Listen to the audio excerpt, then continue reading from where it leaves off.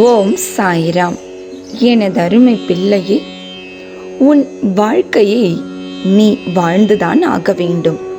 உன் விஷயத்தில் எதுவாயினும் நீதான் முடிவெடுக்க வேண்டும். யாரையும் அனாவசியமாக உன் வாழ்க்கைக்குள் தலையிடுதலை தவிர்த்துவிடு. உனக்கு முடிவெடுக்க கடினமான சூழ்நிலையாக இருந்தால் என்னிடம் அதனை விட்டுவிடு.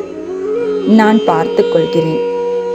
உன் கோபத்தை கைவிட்டுவிடு. அப்போதுதான் உன் வாழ்க்கையை சந்தோஷமாக வாழ்வாய். ஒருமுறை நீ கோபப்படுவதால் 10 நோய்கள் உன்னிடம் வந்து சேரும். அதே நீ ஒரே முறை சிரித்துதான் பாரேன், 100 நோயானாலும் உன்னை விட்டு ஓடியே விடும்.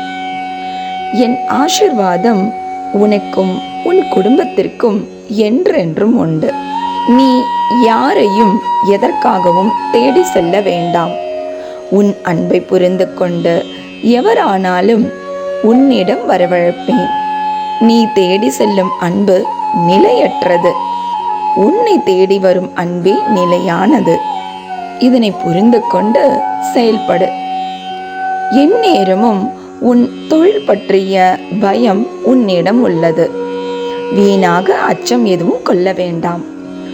என் சக்தியை பற்றி உனக்கு தெரிந்திருந்தும் நீ அடிக்கடி மறந்து விடுகிறாய். அதை பற்றிய பயம் உனக்கு தேவையே இல்லை.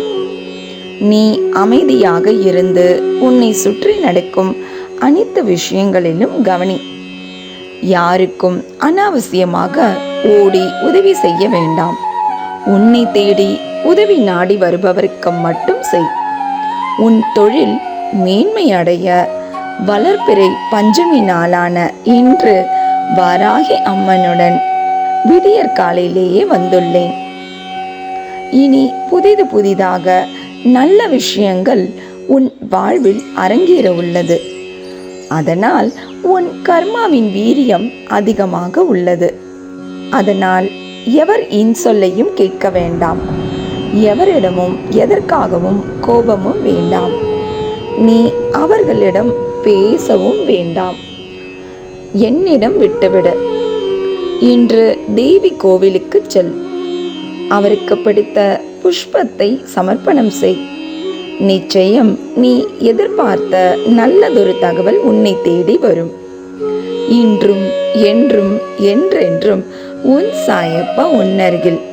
வாழ்க வையகம், வாழ்க வளமுடன். ஜெய் சாய்ராம்.